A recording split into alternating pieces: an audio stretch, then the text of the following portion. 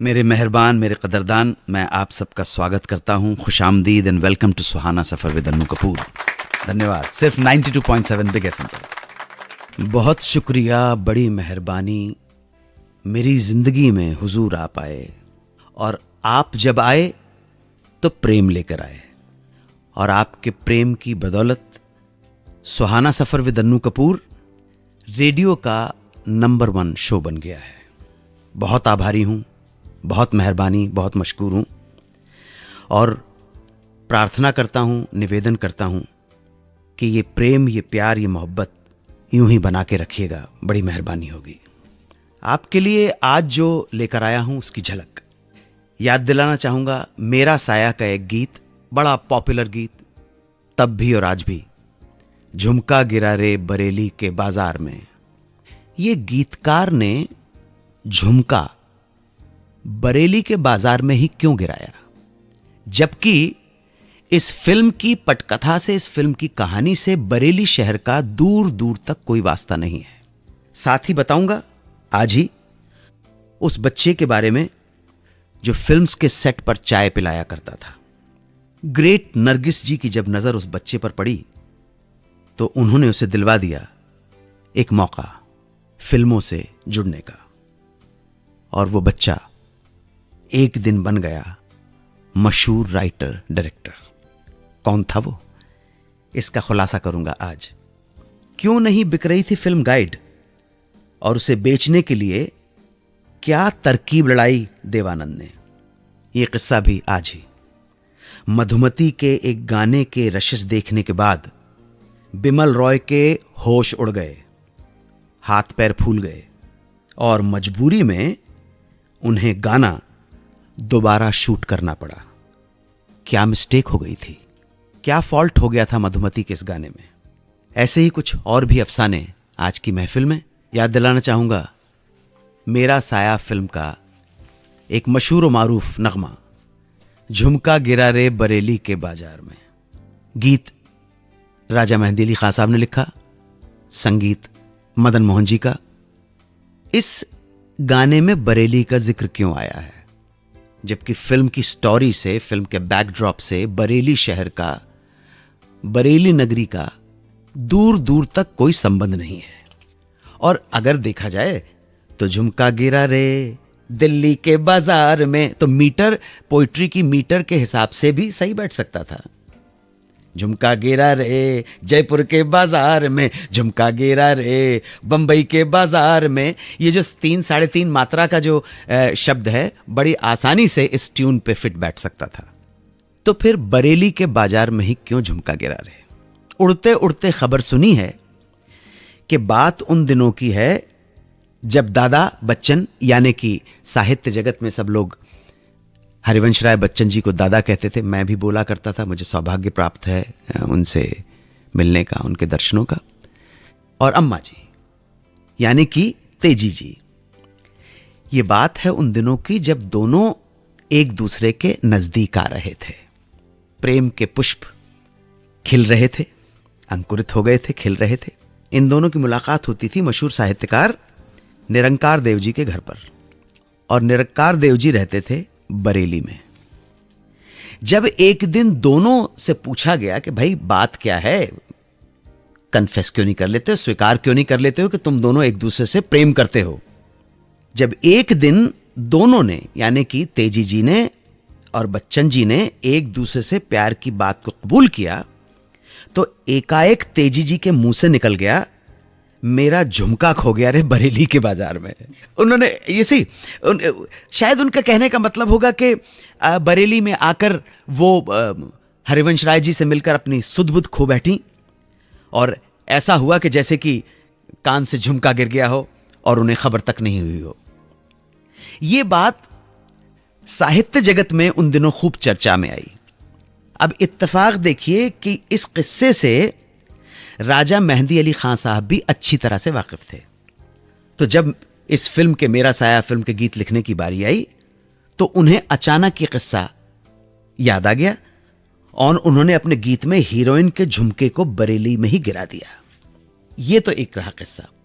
अब मैं आपको एक दूसरा किस्सा सुनाता हूं, या यूं कहिए कि दूसरी बात सुनाने जा रहा हूं। 97 में मेरा बरेली जाना हुआ, तो मैं भी बरेली में एक फंक्शन के लिए गया था। मैंने भी बरेली वासियों से पूछा कि भाई ये गाना झुमका गिरा रे बरेली के बाजार में, कहने लगे साहब बात ऐसी है कि बरेली के बाजार की गलियां सड़कें इतनी तंग हैं, इतनी नैरो हैं कि जब लोग चलते हैं आते जाते तो एक दूसरे को कंधे का धक्का लग जाता है।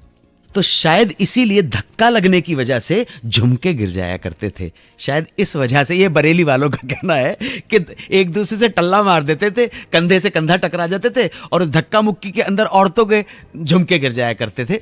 ये दूसरा वर्जन है।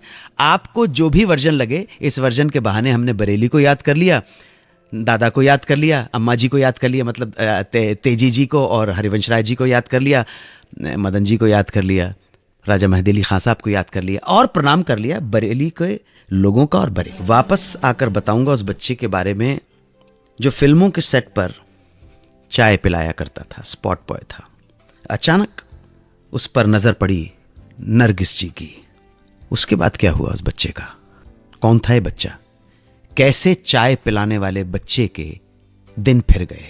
जानने के लिए सुनते रहें सुहाना सफर विद अन्नू कपूर, सिर्फ 92.7 बिग एफएम पर। 92.7 बिग एफएम पर आप सुन रहे हैं रेडियो का number 1 show Suhana Safar with Annu Kapoor. बात तकरीबन 1952 की होगी। नरगिस जी फिल्म जोगन की शूटिंग में जुटी थी। एक दिन शूट के दौरान बच्चा, बड़ा मासूम सा बच्चा, मेकअप रूम में चाय लेकर आया। लेकिन रूम में एंटर करने से पहले बड़ी शालीनता के साथ, बड़े अखलाक के साथ, बड़े तमीज के साथ, तहजीब के साथ उसने कहा, मे आई कम इन मैडम? नरगिस जी ने कहा कम इन। अब जब नरगिस जी ने इसको देखा तो क्या देखती हैं कि छोटा सा बच्चा है, मासूम सा बच्चा है। बच्चे तो वैसे सभी मासूम होते हैं। नरगिस जी ताज्जुब में पड़ गई कि एक चाय पिलाने वाला बच्चा, स्पॉट बॉय, इतने ज़हीन तरीके से बात कर रहा है, इतने तहजीब के साथ पेश आ रहा है, इंग्लिश में बात कर रहा है। नरगिस ने बातों बातों में उससे पूछ डाला, नाम क्या है, कहाँ रहते हो? तो बच्चे ने बताया कि मेरा नाम रोशनलाल शर्मा है, लेकिन सब लोग यहाँ सेट पर उसे बाबू बाबू बुलाते हैं। नरगिस जी के मन में और जिज्ञासा हुई। नरगिस जी ने और जानना चाहा इस बच्चे रोशनलाल शर्मा उर्फ बाबू के बारे में। तो बच्चे ने यह भी बताया कि वो घर से भागकर आया है फिल्मों में काम करने के लिए। चाय की दुकान पर काम करने के साथ साथ पढ़ाई भी कर रहा है। नरगिस जी इस बच्चे की बातें सुनकर, इसकी स्पिरिट देखकर बहुत प्रभावित हुई, बहुत इंप्रेस हुई।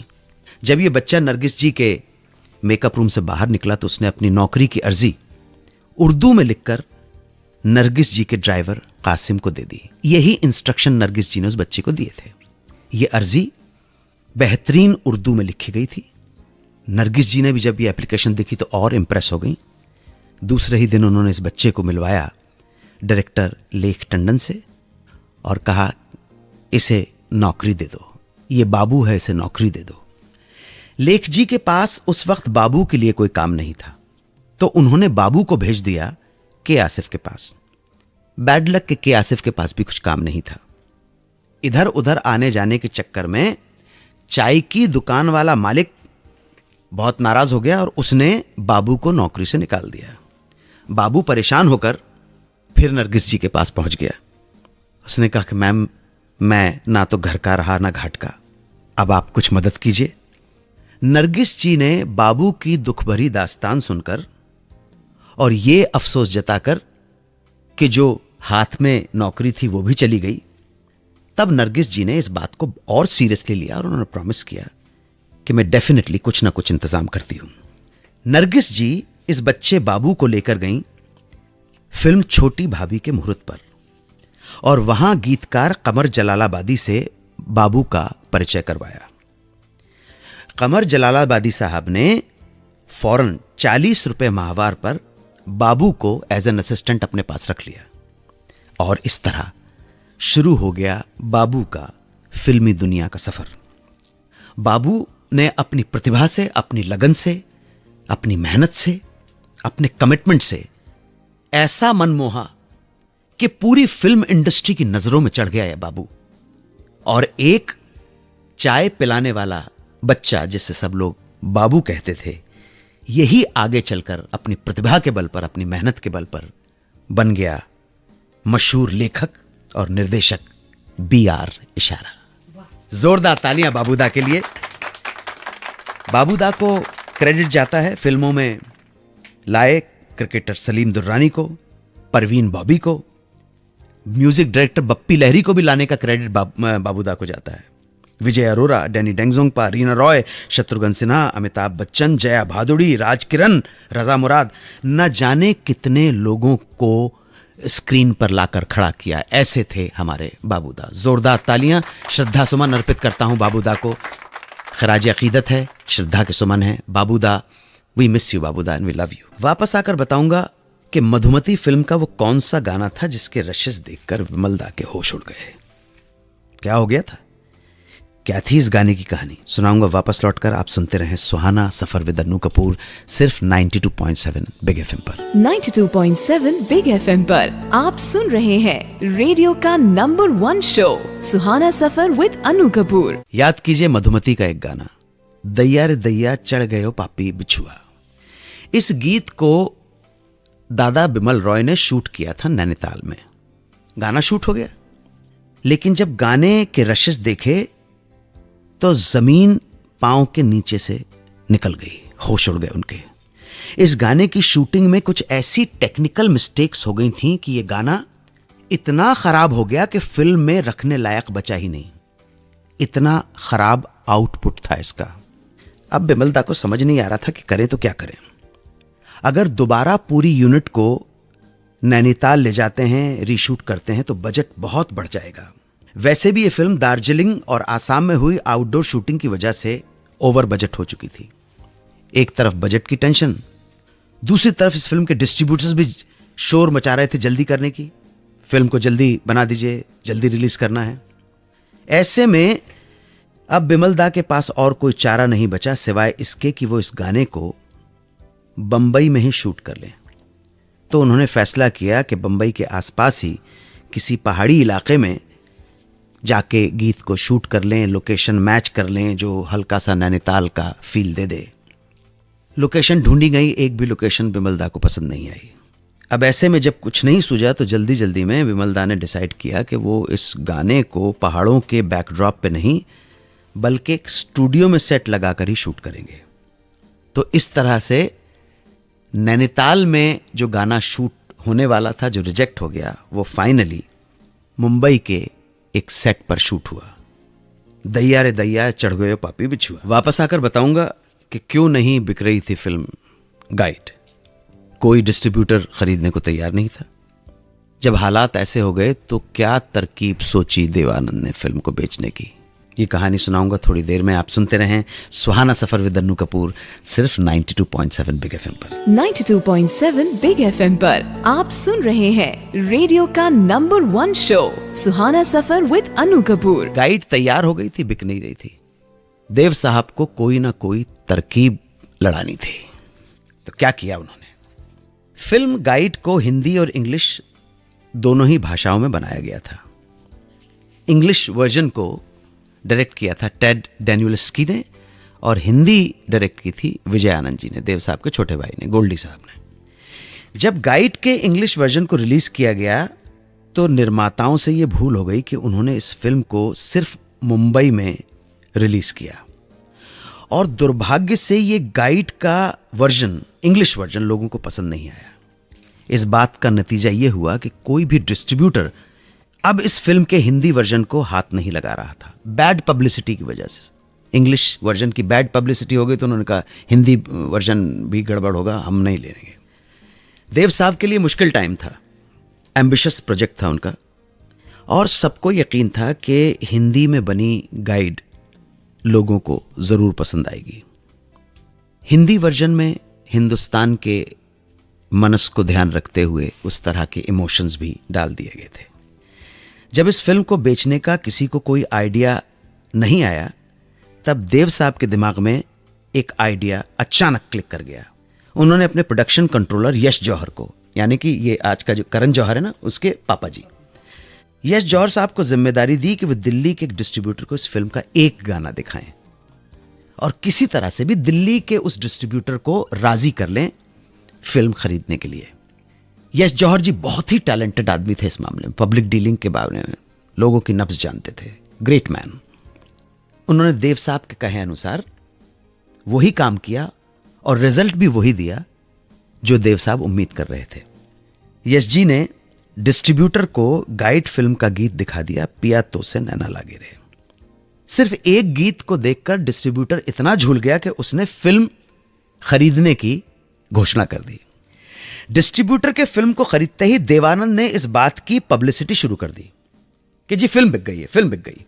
पब्लिसिटी कुछ ऐसी थी कि दिल्ली का जो डिस्ट्रीब्यूटर है उन्होंने गाइड को बेहतरीन प्राइस में खरीदा। इतनी हाइप कर दी पब्लिसिटी, जिसका रिजल्ट यह निकला कि बाकी टेरिटरी के डिस्ट्रीब्यूटर्स ने भी इस फिल्म को धड़ाधड़ खरीदना शुरू कर दिया। इस तरह सन 1965 में मुंबई के मराठा मंदिर थिएटर में गाइड का प्रीमियर किया गया। हालांकि ओपनिंग बहुत सुस्त रही, मगर उसी वक्त संयोग से, दुर्भाग्य से गुजरात में आ गया अकाल और फिल्म की कहानी भी कुछ ऐसी ही थी, जिसमें फिल्म का हीरो राजू अकाल खत्म करने के लिए 12 दिन का उपवास करता है और उपवास करते हुए उसकी मृत्यु हो जाती है और उसके बाद बारिश आती है। इस बात का भी फायदा उठाते हुए देवानंद ने इस फिल्म का गुजरात में जबरदस्त प्रचार किया। वहां पोस्टर्स पर लिख दिया गया, राजू गाइड ईश्वर से बरसात के लिए प्रार्थना कर रहा है। इतना बड़ा असर हुआ लोगों पर कि फिल्म ने गुजरात में मनाई सिल्वर जुबली, फिल्म गाइड। वापस आकर बताऊंगा उस अभिनेता के बारे में जिसकी फिल्में जब फ्लॉप होने लगी तो हो गया एक्टिंग से उसका मोह भंग, डिसल्यूजन जिसे कहते हैं। मगर यही अभिनेता बाद में जाकर बन गया हिंदी सिनेमा का एक सक्सेसफुल प्रोड्यूसर। कौन था वो, क्या कहानी है इसकी, बताऊंगा वापस लौटकर। आप सुनते रहें सुहाना सफर विद अन्नू कपूर, सिर्फ 92.7 बिग एफएम पर। 92.7 बिग एफएम पर आप सुन रहे हैं रेडियो का number 1 show Suhana Safar with Annu Kapoor. अब बात ताहिर हुसैन की। ताहिर हुसैन साहब को बचपन से ही फिल्मों का शौक था। जब उनके भाई नासिर हुसैन फिल्मों में किस्मत आजमाने आ गए बंबई, तो इस शौक और बढ़ गया और मौका देखकर वो भी अपने भाई नासिर के पास चले आए बंबई। जाने माने निर्माता शशिधर मुखर्जी ने नासिर हुसैन को फिल्म तुमसा नहीं देखा डायरेक्ट करने का मौका दिया था। ये उनका पहला ब्रेक। तो बड़े भाई ने, नासिर हुसैन ने, छोटे भाई को एज एन असिस्टेंट अपने साथ रख लिया। इसके बाद नासिर साहब ने बनाई दिल दे के देखो। अब उन्होंने अपने छोटे भाई ताहिर हुसैन को चीफ असिस्टेंट बना दिया। लेकिन ताहिर साहब को तो एक्टिंग का कीड़ा था। जब बड़े भाई को यह मालूम पड़ा कि छोटे भाई को एक्टिंग का चाव है, शौक है, यह शौक देखकर ही नासिर हुसैन ने अपनी पहली फिल्म जब प्यार किसी से होता है और प्यार का मौसम में भी उन्हें एक्टिंग का चांस दिया। पर ताहिर हुसैन साहब एक्टिंग फील्ड में अपनी कोई खास पहचान बनाने में कामयाब नहीं हो सके और उसके बाद एक दो और फिल्मों में नजर आए। गुजराती फिल्म में भी काम किया, जन्म जन्म ना साथ। लेकिन इस फिल्म की नाकामयाबी के बाद एक्टिंग से उनका मोह भंग हो गया। उन्होंने कहा बहुत हो गई एक्टिंग, अब मुझे एक्टिंग कुछ नहीं करनी है। लेकिन फिल्म्स छोड़ के नहीं जा सके। फिल्मों का चाव उनके मन में था। यहां कहते हैं ना कि एक बार जो फिल्म इंडस्ट्री से जुड़ गया तो वो फिर जुड़ा ही रहता है।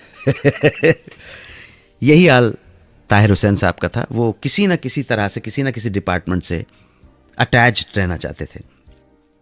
बड़े भाई नासिर साहब को बहुत चिंता हो रही थी छोटे भाई के लिए, तो उन्होंने ताहिर हुसैन को नई फिल्म कारवां का प्रोड्यूसर बना दिया। यह फिल्म इतनी जबरदस्त हिट हुई कि Tahir Hussain as a producer industry में एस्टैब्लिश हो गए और नासिर साहब की फिक्र खत्म हो गई अपने छोटे भाई को लेकर। कारवां के बाद ताहिर साहब ने संजीव कुमार और जया भादुड़ी को लेकर एक फिल्म प्रोड्यूस की, अनामिका। वो भी हिट रही। फिल्में उनकी खूब चली। बाद में उन्होंने मदहोश, जख्मी, खून की पुकार, दूल्हा बिकता है, लॉकेट, हमारा खानदान, तुम मेरे हो और हम है राही प्यार के, ये बहुत सुपरहिट फिल्में बनाई। आज उनके बेटे आमिर खान मशहूर स्टार हैं। वापस आकर बात करेंगे अपने एक श्रोता से जिनका नाम शॉर्ट लिस्ट हुआ है। वो जो सवाल पूछना चाहते हैं उसका जवाब देने की कोशिश करूंगा। इनका नाम है अर्जुन चावला और ये फरीदाबाद से हैं। फरीदाबाद के अर्जुन चावला जी क्या सवाल पूछेंगे, हमारे पास उसका जवाब होगा कि नहीं होगा, ये सब पता चलेगा थोड़ी देर में। आप सुनते रहें सुहाना सफर विद अन्नू कपूर, सिर्फ 92.7 बिग एफएम पर। 92.7 बिग एफएम पर आप सुन रहे हैं रेडियो का number 1 show Suhana Safar with Annu Kapoor. बात करेंगे अपने एक श्रोता से जिनका नाम शॉर्ट लिस्ट हुआ है, अर्जुन चावला और ये फरीदाबाद से हैं।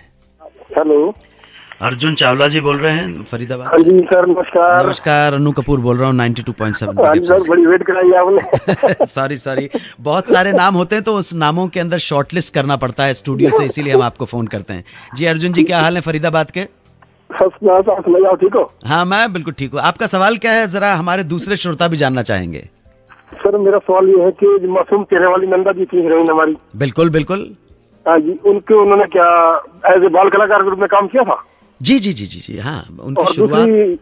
दूसरा क्वेश्चन ये है कि उनकी पहली फिल्म कौन सी थी? मैं वो भी जी मैं बताने की कोशिश करता हूँ। आपने बिल्कुल सही सुना था कि उन्होंने एज ए चाइल्ड आर्टिस्ट काम करना शुरू किया। नंदा जी की लिनियज ये है कि नंदा जी के फादर जो थे मास्टर विनायक अपने जमाने के बहुत मशहूर अभिनेता और निर्देशक थे। ठीक सर। तो वो जब एक फिल्म डायरेक्ट कर रहे थे जिसका नाम था जग्गू, अच्छा, तो पिताजी ने ही उन्हें पहला मौका दिया था फिल्म का जो हीरो था उसका बचपन का रोल करने का। इस रोल के लिए पिता के कहने पर, रोल की डिमांड ऐसी थी कि नंदा जी के बड़े बड़े बाल थे, तो पिता के कहने पर उन्होंने सीन की रिक्वायरमेंट, रोल की रिक्वायरमेंट के अनुसार लंबे बाल भी कटवा दिए थे। लेकिन ट्रेजिकली फिल्म के कंप्लीशन से पहले ही मास्टर विनायक चले गए। ये तब की बात है जब नंदा जी सिर्फ 8 साल की थी। अच्छा, हाँ जी, बहुत मुसीबत उनके सर के ऊपर आ गई। और जैसे कहते हैं ना कि भैया दुख में ही अपने पराये की पहचान हो जाती है, ऐसा ही नंदा जी के साथ हुआ। जो लोग कभी उनके घर के दरवाजे पर उमड़ते थे, अचानक वो गायब हो गए। नंदा जी 6 भाई बहन थे। अच्छा, पिता की जाने के बाद गाड़ी और बंगला बेचकर माँ और सब भाई बहन ताड़देव में शिफ्ट हो गए थे, मौसी के घर पर। पर जो मदर थी, आई मीना ताई, बहुत जिगरे वाली, बहुत हिम्मती औरत थी। उन्होंने हमेशा बच्चों को ट्रेनिंग दी कि हारना नहीं है जीवन में। बिल्कुल बिल्कुल। इस वजह से नंदा जी ने, इतनी स्वाभिमानी थी, इतनी ये जमाने के लोग थे कि नंदा जी ने घर चलाने के लिए फिल्मों में काम करना शुरू कर दिया। जी, जैसे लता जी करते थे। जी जी जी जी बिल्कुल। अरे ये सर अपने देश की वीरांगना है, इनके लिए तो मतलब प्रणाम करना चाहिए। तो नंदा जी ने हिंदी के साथ साथ मराठी फिल्मों में भी बाल कलाकार के रूप में काम किया और खूब नाम कमाया। एक्टिंग के साथ साथ कथक की ट्रेनिंग भी लेती रही। उसके बाद नंदा जी ने पढ़ाई करने के लिए कुछ टाइम के लिए फिल्मों से ले लिया ब्रेक। और उसके बाद जब बड़ी हो रही थी, वो एक उम्र होती ना बच्चियों की, तो उस वक्त उन्होंने डिसाइड किया कि अब मेरा एज ए चाइल्ड आर्टिस्ट काम नहीं करूंगी और एज ए हीरोइन ही करूंगी। रोल आते रहे लेकिन रिफ्यूज करती नहीं। कुछ रिश्तों की वजह से, आपसी संबंधों की वजह से उन्होंने छोटी बहन और काला बाजार में सिस्टर का रोल भी निभाया। ये करते करते करते हो गई वो 17 साल की। वी शांताराम जी ने एक दिन उन्हें देखा साड़ी में, और वी शांताराम जी साड़ी में देखकर इतने इंप्रेस हो गए कि उन्होंने अनाउंस कर दिया कि वो ही उनकी अगली फिल्म की हीरोइन है। ये नंदा, मास्टर विनायक जी की सुपुत्री नंदा अगली फिल्म की हीरोइन है। इस तरह 1956 में, 1956 में शांताराम जी के बेटे प्रभात कुमार के निर्देशन में बनी तूफान और दिया से Nanda ji as a heroine film industry में आई, एंट्री हुई। और देखते ही देखते फिर तो आप जैसे प्रेमी तो आज भी नंदा जी को याद कर रहे हैं। वो हिंदी सिनेमा के सुनहरे पर्दे पर छा गई। उनका मासूम चेहरा ऐसे भी, अगर वो हंसती थी तो भी मासूम, रोती थी तो भी मासूमियत, और चाहे गुस्सा करती तो भी मासूमियत, और चाहे डरती थी तो भी मासूमियत। बिल्कुल अर्जुन जी, बिल्कुल सही कह रहे हैं। Arjun ji, thank you very much for being with us. Thank you sir. अब आपसे मुलाकात हो जाए बस, यही हमारी जस्तजू। जरूर, मुंबई आना हो तो स्टूडियो में तशरीफ लाएं, आप, आपसे मुलाकात। ठीक है सर, थैंक यू सर, बहुत बहुत शुक्रिया। नमस्कार जी, thank you very much. Thank you sir, thank you, bye bye. तो इस तरह से हमने फरीदाबाद के अर्जुन जी से बात की और हमने याद किया हमारी ग्रेट एक्ट्रेस, मशहूर अदाकारा नंदा जी को। अगर नंदा जी ये कार्यक्रम सुन रही हो तो अन्नू कपूर के और तमाम श्रोताओं के प्रणाम और प्रेम स्वीकार करें। मेहरबान दोस्तों, अगर आप हमारे प्रोग्राम से जुड़ना चाहते हैं, कोई प्रश्न पूछना चाहते हैं, कोई सुझाव देना चाहते हैं, तो हमारा नंबर नोट कर लीजिए। हमारा नंबर है 55454। लिखिए big, then space and then your message. आपके रिस्पॉन्स का इंतजार रहेगा।